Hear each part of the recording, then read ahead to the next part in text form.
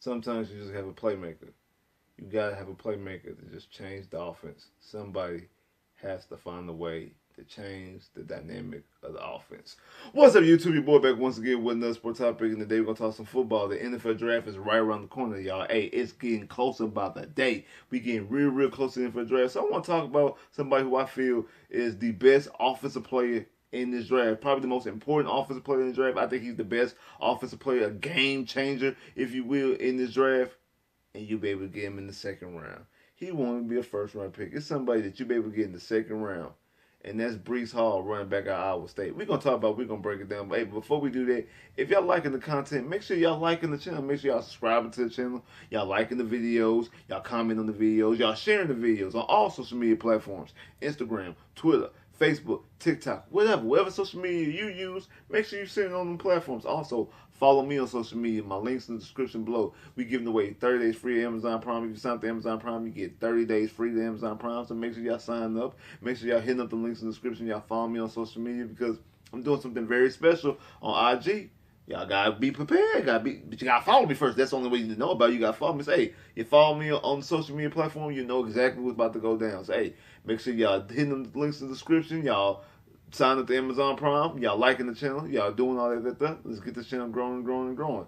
Now, like I said, in my personal opinion, I think that Breece Hall is the best offensive player in this draft. He's an absolute game changer in my opinion. You talking about a running back that's 6'1", 220 pounds, runs a 4.39. That's what he ran at the combine. And when you watch him on tape, you see it. I mean, he's a one-cut back. He's strong. He's powerful. He's big. And he was the workhorse at Iowa State. Somebody, I believe, who could change the offense like that. He could change whatever offense he goes to. He could change it like that. But because of the position he plays, he's probably going to go in the second round. Because running backs typically don't go in the first round.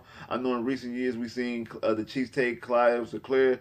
We've seen Seattle take Rashard Penny. We've seen the Patriots take Sony Michel. I think all those are reaches. I say that when all those drafts, when those happen, I'm like, what? That's what they're taking right now? I think all those are reaches, and the shows. So Michelle ended up going to the Rams, then to win the Super Bowl. So he didn't play with the Patriots. I'm not for sure. Correct me if I'm wrong. I think that Rashard Penny's still a free agent. If he signed somewhere, I don't remember. But please let me know if he signed somewhere. I can't remember. But or at the very least, I didn't see it. But Chris Carson took over there. Chris Carson is more so the guy in Seattle than Rashard Penny if he did stay in Seattle. And then Clyde Leclerc is very unimpressive and underwhelming at Kansas City. He damn sure hasn't took up the spot from Kareem Hunt since Kareem Hunt's left. So you got guys like that. Now we got people like Zeke and Christian McCaffrey, who you knew were going to be first round picks. Same thing with Leonard Fournette. Even though Leonard Fournette, another guy who was underwhelming, he's on his second team as well. But we knew those guys were first round picks going in.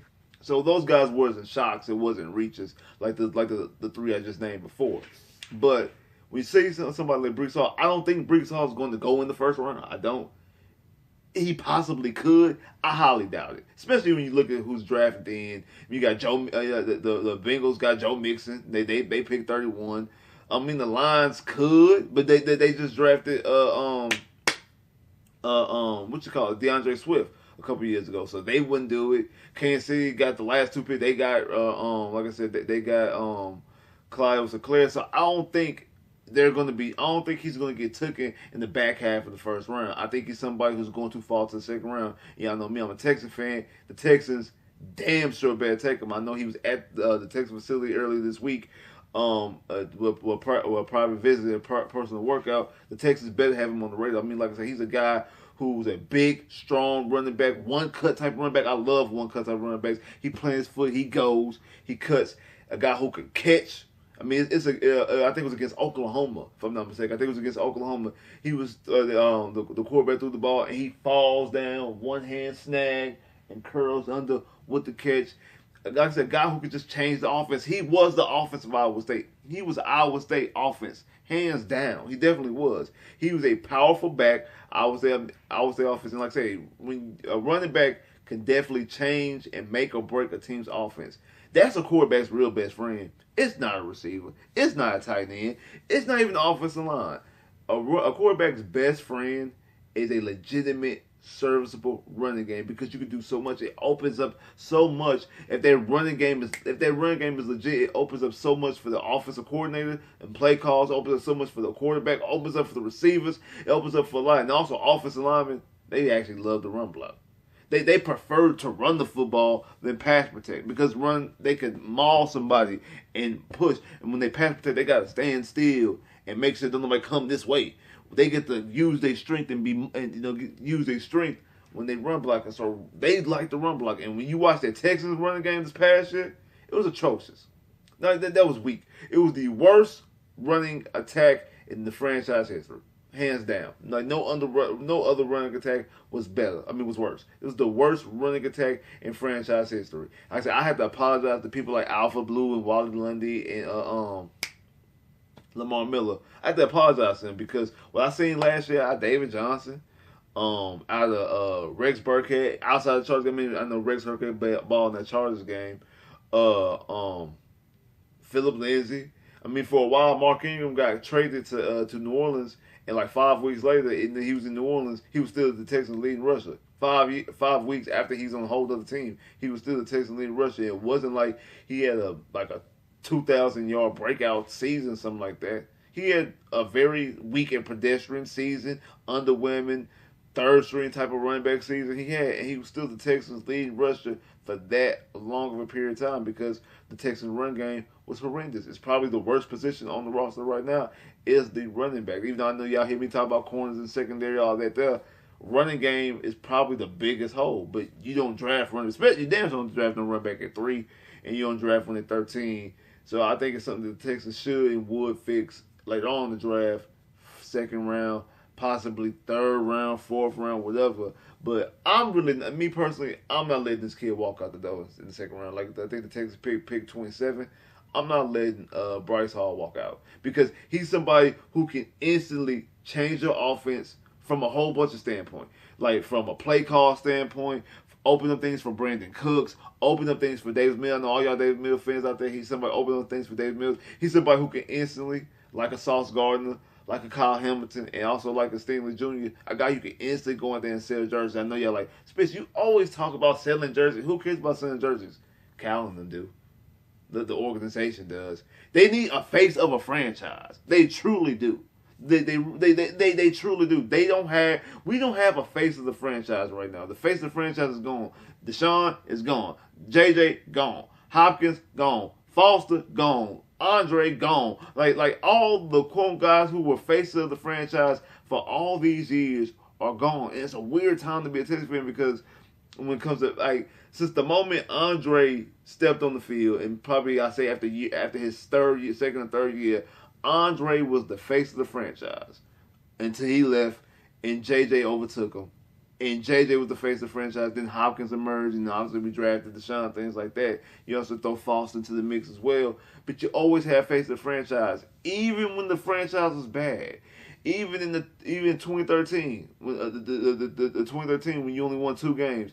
Even in 2014, even in 2015, those teams that barely went to the playoffs and things like that had J.J. Watt as the face of the franchise. And we already know what happened in 2017 when you drafted Deshaun.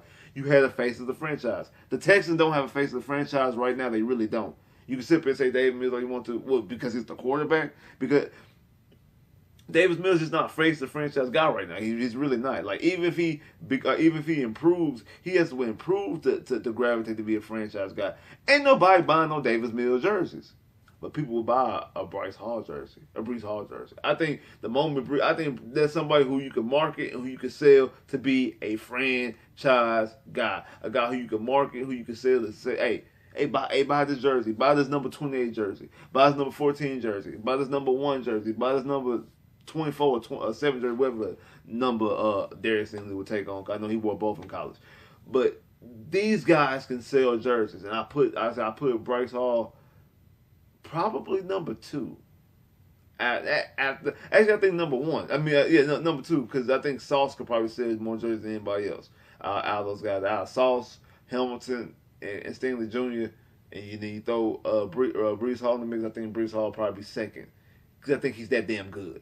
Like I said, I think he changes a offense instantly. The moment he steps on the field, he's going to change the offense for the quarterback, for the offensive line, for the receivers, for the tight end, for the offensive coordinator. He's going to change it. And I think that Pep would love to get Breece Hall over here, because one thing like that, if you get Breece Hall in this running attack and able to run the ball effectively, what that does, that safety, now that safety got to cheat up and load that box. It leaves Brandon Cooks wide open. Now Brandon Cooks in 1-on-1 situations. But so then Davis Mills can drop back and throw the ball over the DB's head because he has Brandon Cooks 1-on-1, and Brandon Cooks gonna beat him, just point blank. And then once he do that, then that safety decides I can't be cheating up, let me go ahead and slide to this back real quick, make sure I got this in the field protected. Now that Mills opened up, and now you just gush the ball all down their throat. Literally, you can run the ball down their throat, and they will just oppose your will on the team. Something I want the defense to do. Something I want them to go after. I want them to go after defense so they can oppose their will on these other teams, suffocate these other teams, force these other teams to do other things to get points, because getting points in Houston is not going to be easy if I have anything to do with the draft. But a pick I would splurge on offensively. It's not an offensive lineman. It's not a quarterback. It's not even a running back. I mean, not a quarterback, not a receiver. It's a running back, and it's Breece Hall. With the 37th pick in the draft, that needs to be. The only way it should not be Breece Hall is if Breece Hall's already taken before the Texans get to pick 27. I mean, 37. But before they get to pick 37 in the second round, Breece Hall needs to be taken there, or out of the Texans' hands, because you don't want a situation like you drafted Ross Blacklock and then the next pick was Jonathan Taylor from the Colts. Now you got to see Jonathan Taylor from the Colts twice a year, and he was having an MVP caliber season last year. He was almost in the mix and almost in the conversation of being in the MVP this past season because of how he played. So you want a running back like that. You want somebody who's a game changer, a legitimate workhorse. Breece Hall is. I'm not saying Breece Hall is Jonathan Taylor. I'm not saying he's Aaron Foster. I'm not saying none of these things. But I think Breece Hall could be the offensive rookie of the year. Absolutely. I absolutely think Breece Hall could be offensive rookie of the year. Because I think you can give the ball to him, and he can run the ball down the offensive and defensive line, able to score touchdowns. Like I say, he's able to catch out the backfield. He can do little spectacular catches here and there. Like, he's a big, strong dude. I'm talking about 6'1", 220, and runs a 4.39. And it's not just, he runs a 4.39 on track, and you don't see his speed when you watch him on tape. When you watch him on tape, he's a big, strong running back. A guy who is 6'1", 220 as a running back. That's big. Most running backs be like 5'11", 5'10", maybe even 5'9", be like 210, 205 maybe. Maybe like 213, something like that, 214, like I said, 215. They're not 220. They're not 6'1". They damn sure not running no 4.39. Come on, man. Like, the dude is special. He's a workhorse at Iowa State. And that might be one of the reasons why he's not a first-round pick. Because of, does he really have all the shred and the ties that you want? Is he somebody who could end up have a good season, but end up being like a Saquon Barkley? We know the dude good, or dude from the Raiders, Josh Jacobs. We know dude good, but we can't depend on you. You are a starter, but we can't depend on you because you the shred off the ties. Now you getting a little hurt here and there, whoop, whoop, whoop, whoop, because of that. So maybe that's why some of the teams are back. Because when you watch the tape and you watch the measurables, you're like, this dude's probably going to be a first round pick. And like I said, now the guys in the back half of the draft they're not suitable to take him. Either they have a running game or they just invested in the running game recently, and there's no point of taking on extra talent and taking on taking people in that position, like as far as drafting. Now, you always need to draft running backs and defensive backs. I feel like you should take one every year. I don't care who your running back is. I don't care who your quarterback. I don't care who your corners are, or who your DBs, or who's in your secondary. I feel like you should draft at least one running back and one DB every single year. I don't care if if it's a huge need, obviously you draft them in the first 2 rounds. If you got guys back there, you just drafted for depth. It'd be a fifth, and a sixth, or a seventh, or a fourth round pick possibly, because those positions are always changing. Running backs never on the field the whole game. They'll constantly change the running backs on the field, constantly change them on the field, constantly change them on the field. Same thing with DBs. DBs are constantly rotating. Corner over here, safety over here, come in the box, line up and linebacker over here, do cornerback blitz, safety blitz, doing all these things like that. Like they constantly changing all the time. Corners and safeties and DBs are not just sit on the field all game long. They got all these different type of sub packages, the nickel package, and all this. They got all these different things that they do. So they constantly changing guys, constantly. Same thing with running backs. They constantly changing guys because hey, this guy's a good third down guy. Hey, this guy's a good second down guy. Hey, this guy's good in this pass situation. He can pass block. That's something that he needs to get. Is to make sure his pass protection is on point, because that's something that can make or break a running back. It's not cutting. It's not even holding on to the ball. It's not even that, because you can get away with fumbling the ball. Adrian Peterson, you can get away with it. You can get away with stuff like that. But what you can't get away with is if you're not on the field. So you can't get away with that. So that's something that you have to fix. So that's something that you can't fix. So I don't know, like I said, I think that he is the best offensive weapon, the best offensive talent in this draft. It's not a quarterback. It's not a receiver. I think he's the best offensive weapon in this draft. Somebody who can change the offense instantly, and somebody I definitely think can get and be picked up in the second round, pick 37, especially with the Texans. And I think he's going to change the offense instantly because of position. That's the reason why he's not going to get drafted in the first round. He's going to get taken more likely in the second round. And if somebody did jump up in the first round, I'll be upset, but I wouldn't think it's a reach. I'll be honest with you. I wouldn't think it's a reach because I think that he's a guy who could potentially be Offensive Rookie of the Year. I really do. So because of that, I don't think it'd be a reach to take him in the first round.